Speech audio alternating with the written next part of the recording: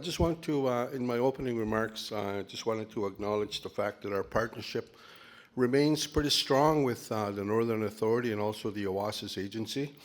I think that's important to assess from time to time because we had a rocky beginning. There was some uncertainty as to who we should partner up with when we're doing this. We either are independent of or we're trying to create our own. We don't want to be copying current system. We want to be innovative. We want to create our own processes moving forward. So everybody has a role and a responsibility to make that happen. And I thank all of you for being here today.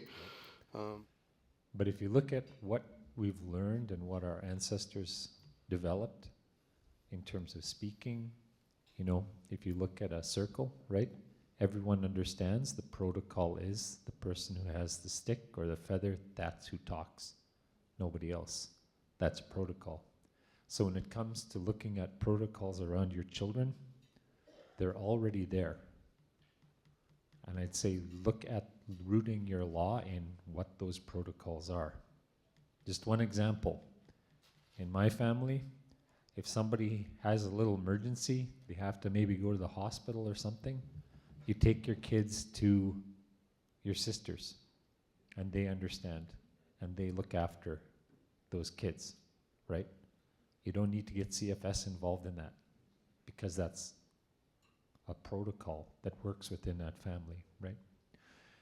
Anyways, it's good to be here. I'm glad you guys are all here. I hope you have a good conference, because this is one thing Indigenous people are really good at, is getting together, talking, joking, laughing. I don't have any good jokes for you today, but I hope you have a really good rest of your conference today and tomorrow. Eosane.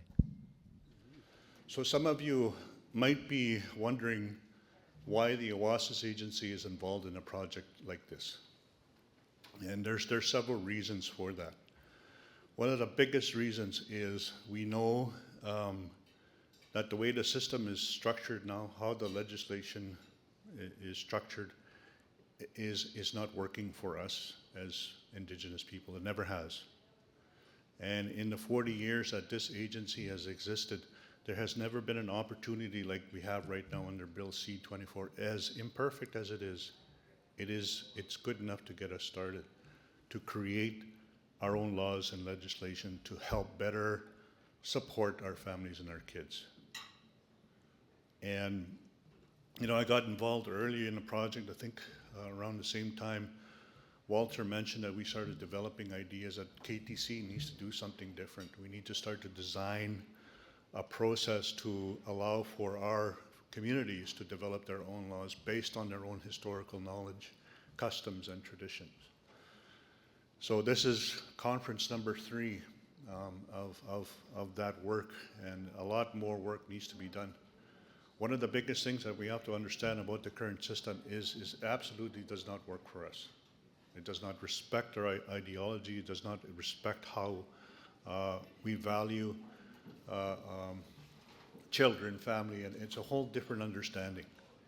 And you know, I always tell my staff and that are here, the agency wants out of the situation. The agency wants to continue to do the work, but under a law that is driven and designed by its own First Nation people. It's pure and simple. Lawyer. For those of you who don't know, we practice law in the area of child protection and have for the better part of the last 20 years, representing Indigenous child welfare agencies, and more recently, since the passing of Bill C-24, which I'm probably going to mistakenly call Bill C-92, or the Federal Act. If I'm saying any of those terms, it all means the same thing.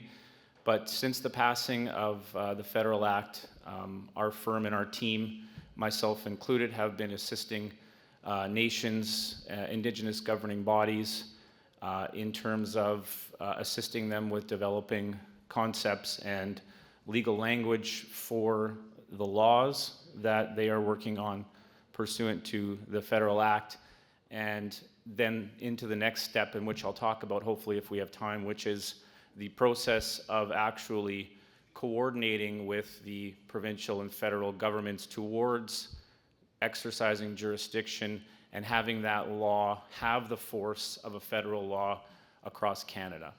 So that's the work we've been doing. That's a little bit about myself. So we are going to move into our second breakout session on substantive equality.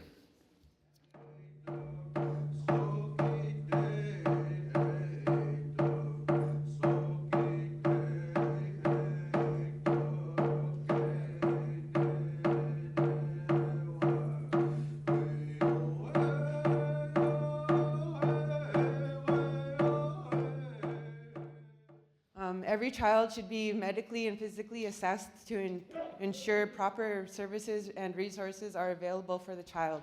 So before the child is placed into the home or into care of somebody else, they need to be assessed on mentally, like with their mental capabilities, their physical capabilities, because there are a lot of children who have ADHD, who have autism, they don't develop properly. There's things that happen in the pregnancy that the mother has gone through, and now the child has to reap those consequences. So like a lot of it, we do need to find out what's going on with the children before we place them into these homes and set up that foster parent for failure, because they're unaware of what's happening and how to deal with the issues that the child is coming with. So the second question is inequalities between Indigenous and non-Indigenous children.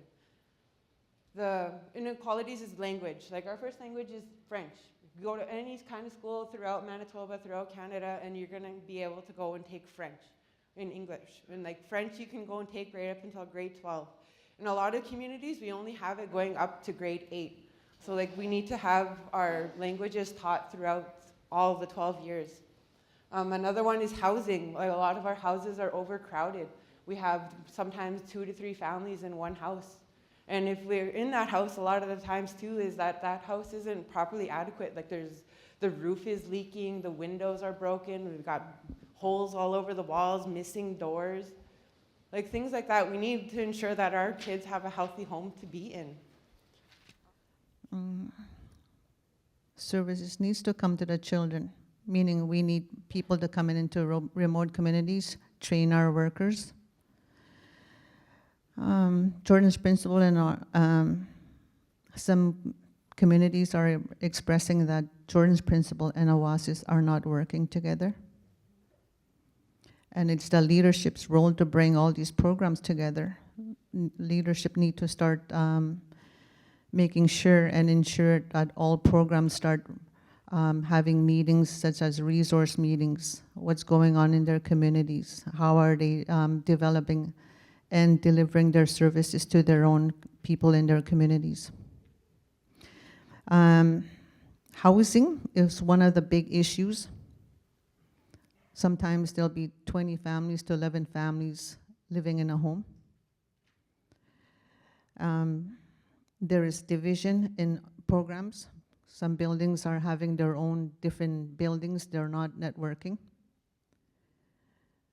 And one of the things that was is to ask yourself, why are we here? What are we doing to help our people? And staff should have some training, gathering more staff, asking them, their roles of helping people. And there should be, there's no reprimand, there's no consequences when something is not happening within our staff. Parents and workers are not working together, and there's lack of prevention. And how are we integrating our own laws? Okay, session 2. What do you think of the substantive equality should look like in any case in terms of child, non-child welfare service delivery? A, we had better education in the system, better representation in the court system, better justice. One case person gets 18 days in jail for not completing probation, non-color. Second case, 19-year-old spent 2 years and never been in jail. was going to jail. Was going to school. I don't know, somebody was writing shorthand here. Okay, education system, big difference with funding. First Nation communities were getting 50% less for educational funding, whereas non-First Nations communities were getting more. And then we talk about policing. Safety officers have no arresting authority. They are limited and can only observe. Funding needs to be raised for equipment, not enough First Nation policing recognition. There you go. Community justice. Hey, I didn't finish that one yet. Now I'm going to deal with community issues, search and rescue. So from this morning, session 1, question 1, what does substantive equality mean to you? We first need to understand what substantive equality is. Substantive equality in terms of child welfare is providing care to the child's specific circumstances, because the opposite is formal equality, where it just provides a one-size-fits-all approach, when in all truth it doesn't. We need to have our children treated substantively equal, because our children face intergenerational trauma, disabilities, and some don't stay in their communities or were apprehended out of it. Most cases are different and we cannot treat them like they're not. For number 2, are there any other examples you can think of where there are inequalities? A good example was the allocation of funding when it comes to court cases. Some cases are simple and others are more complex. The more complex cases are more long-term, which cost money. We can't put a cap on these situations because the simple cases get dealt with properly, while the more complex cases are done mamassis, because there wasn't enough funds to put into the lawyer fees. It's the same situation for our school system in the communities, because they teach their curriculum, which barely or doesn't include our cultural input at all. For session 2, question number 1, what do you think substantive equality should look like? Every child, whether in care or out of care, must receive the same treatment, the same resources, and the same support, which includes the children off reserve. Question 2, how can we ensure that all children have a voice in the child welfare system? It begins with awareness, making sure our children understand what it is exactly that we face in our communities.